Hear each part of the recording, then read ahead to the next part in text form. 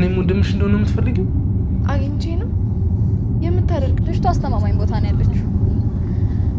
በህይወቴ እንደዛሬ ተደስቼ አላውቅም። ሚኪ ሂሩትን የምትገባበት የምትወጣበትን እየተከታተለ ነው። እናም እሷ ከቤት ወደ ውጭ ስትወጣ ሂሩት የት ነበርሽ ይላታል። አንተ ግን እየተከታተልከኝ ነው እንዴ? እየተከታተልከኝ ከሆነ እኮ የት እንዳለ እኮ ማወቅ ነበረብህ። ሂሩት ለምንድን ነው ግን ራስሽን ችግር ውስጥ የምከችው ይላታል። ወይኔ ታድዬ፣ በቃ ሁሉም ሰው ለእኔ ያስብልኛል ትለዋለች። ስለ እኔ እኮ አታስብም፣ እሱማ አላስብም። በቃ ካላሰብክ ዝም በል። ምን መሰለሽ ሂሩት፣ ሳሮን አንቺ እንደምታስቢያት ቀላል ሰው አይደለችም። ስለዚህ እባክሽን አቁሚ ይላታል። ምን ይህ ደግሞ ምን ማለት ነው? ቆይ አንተ ግን እንዴት ነው የሳሮንን መጥፎ ነገር ልታውቅ የቻልከው? ሂሩት አንቺ ብቻ እኮ አይደለሽም ዓይንና ጆሮ ያለሽ። እባክሽን አቁሚ ሂሩት። ይኸውልህ እኔ ከአንተ የምወድልህ ነገር ምን ታውቃለህ? ሰዎችን ማወጣጣት በጣም ትችልበታለህ። በአሁኑ ግን ምን እንደተፈጠረ አልነግርህም።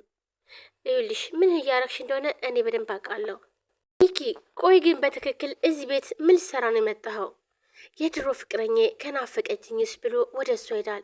እናም እሷም ወደ ኋላ ገፍተር ታረገዋለች። ጃጃል ባክን። ቆይ ግን እውነት ለእኔ ያለሽ የፍቅር ስሜት ቀንሷል ማለት ነው? አንተ ያምሃል እንዴ? አሁን እሺ ሰው ቢያየንስ? ዘወር ብል እባክህ። እሺ ግን እኮ ሰው የማየን ቦታ ከሆነ እኮ ችግር የለውም አይደል? ማን አለው? አትዋሽ። አሁንም ታፈቅርኛለሽ ላይ እኮ ያስታውቃል። ሚኪ እየቀለድክብኝ ነው እንዴ? በእናትህ ዘወር በል። እሺ አንቺ ባቶችኝም እኔ ግን እንድትጎጅ አልፈልግም። ስለዚህ ተጠንቀቂ።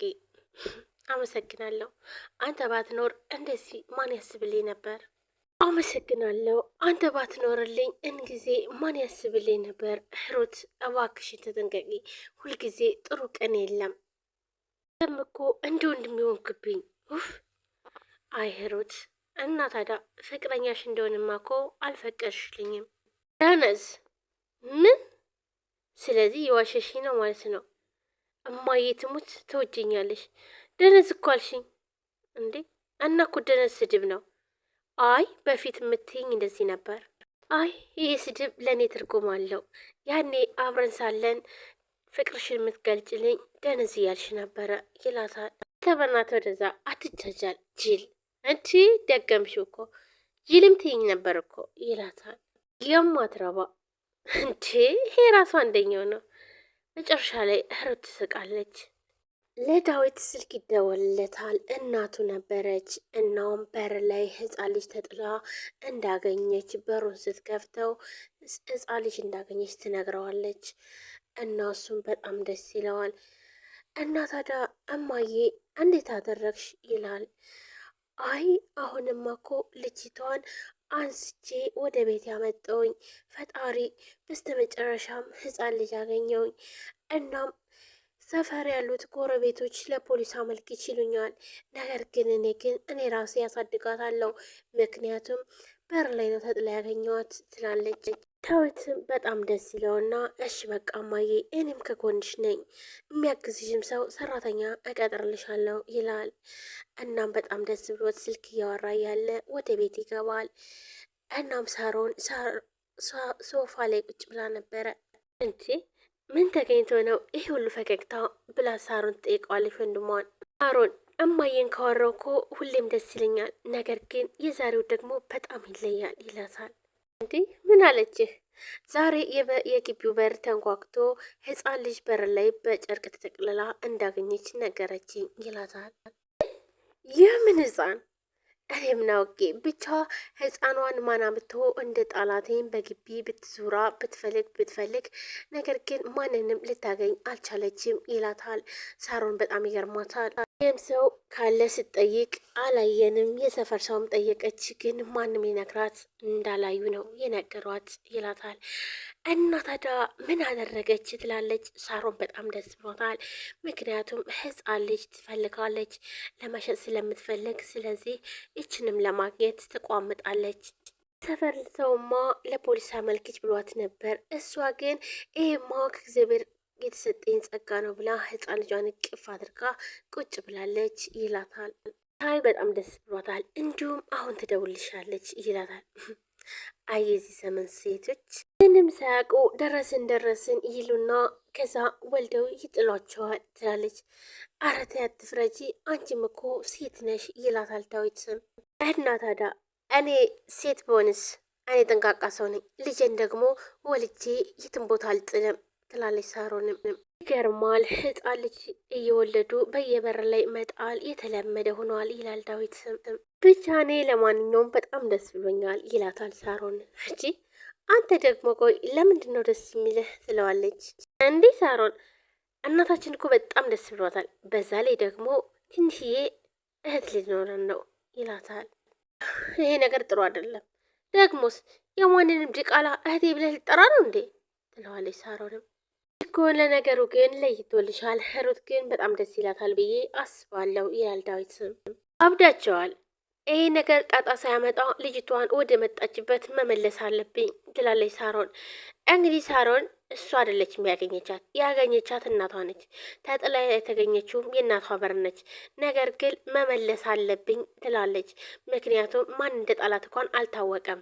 ታዲያ ለማን ነው የምትመልሰው? ሳሮን ህፃን ልጅ ስታይ እንደ ሌላ ነገር ያረጋታል። ምክንያቱም የህይወት ልጅ ስለጠፋችባትኝ በህይወት ልጅ ስለጠፋች እሱችኛዋን ደግሞ አገኘኝ ብላ በጣምም ደስ ብሏታል። ዳዊትም በጣም ይገርመውና ለምን ሲባል ይላታል። የሆነ ሰው ሆን ብሎ እያደረገው ቢሆንስ ትላለች ሳሮንም። ባይሆን እንኳን በህግ እንደሚያስጠይቅ አታውቅም እንዲ ወንድሜ ትለዋለች። ግን እኮ እማዬ በር ላይ ነው ተጥላ ያገኘቻት ይላል። ማለት ደግሞ የሆነ ሰው ከማዬ የሆነ እርዳታ ፈልጓል ይላታል። እና ታዲያ እርዳታ ከፈለገ ስንት አይነት ድርጅት እያለ እንዴት ነው እማዬ በር ላይ ትላለች። ይህ ማለት ሩት የህይወት ልጅ በር ላይ ጥላታለች። ምክንያቱም የነ ዳዊት እናት እንድታነሳ ስለፈለገች ነው። እናም ወንድሟ ቆይ እህቴ የት ናት ያረግሻል? ልጅቷ ምንም ችግር የለም አስተማማኝ ውስጥ ነች ያለችው ስትላትም ነበረ። ውዬ እንደዚህ ማዘን የለብሽም ራስሽን እኮ ነው የምትጎጂው ይላታል ዳዊት። የራሴ ጥፋት ነው ሳሚን ማመን የለብኝም ነበር ትላለች። እሱ ሁሌም ልቤን እንደሰበረው ነው እውነት በአሁኑ ግን ከልቡ ነበር ሲፈልጋት የነበረው ይላታል። ይህ ማለት እንግዲህ ሳሚ ህፃኗን ልጅ አግኝቻታለሁ ብሎ ፎቶ አሳይቷት ነበር። እናም ተስፋም አድርጋ ነበር። ነገር ግን አሁን ላይ ግን ላገኛት አልቻልኩም ሲላትኝ በጣም ነበር የተሰበረችው። እናም እሱም ማመን አልነበረብኝም። ቆይ ግን ሳሚ ስንቴ ነው የሚሰብረኝ? በቃ እኔ እሱም ማመን የለብኝም ነበር እያለች በጣም ራሷን ትጎዳለች። ጣኗን እየፈለጋት የነበረ ከልቡ ነበረ። ይህ ደግሞ እኔ ምስክር ነኝ። እና ታዲያ የት አለች ልጄ? የት አለች? እኮ እየፈለግናት ነው አደለ? ነገር ግን በቃ አልቻልንም። ደግሞ እኮ የጊዜው መርዘም ራሱ ነገሮችን ሁሉ ውስብስብ ያደርገዋል ይላታል። ህይወትም ወደ ራሷ መለስ ስትልና ሁላችሁንም አስጨነኳችሁ አደለ? በጣም ይቅርታ ትላለች። እናም ለምታደርጉልኝ ሁሉ አመሰግናለሁ ትላለች። ዳዊትም ይኸውልሽ የራስ ሰው አይመሰገንም ይላታል። ደግሞ ከዚህም በኋላ እንፈልጋታለን። በዛ ላይ ደግሞ ራስሽን ደግሞ አታስጨንቂ። አሚንዳ ላይ ከሆነ ነገሮች ሁሉ ተስፋ አስቆራጭ ናቸው። በቃ አትድከም።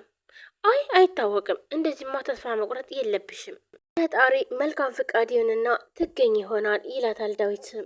እንጃ እኔ ግን ተስፋ ቆርጫለሁ። እውነት ምን በድየው እንደዚህ እንደሚፈታተነኝ እንኳን አላውቅም እኮ። በጣም ጠንካራ ሰው ነች። በህይወትሽ ብዙ ነገር ሊገጥምሽ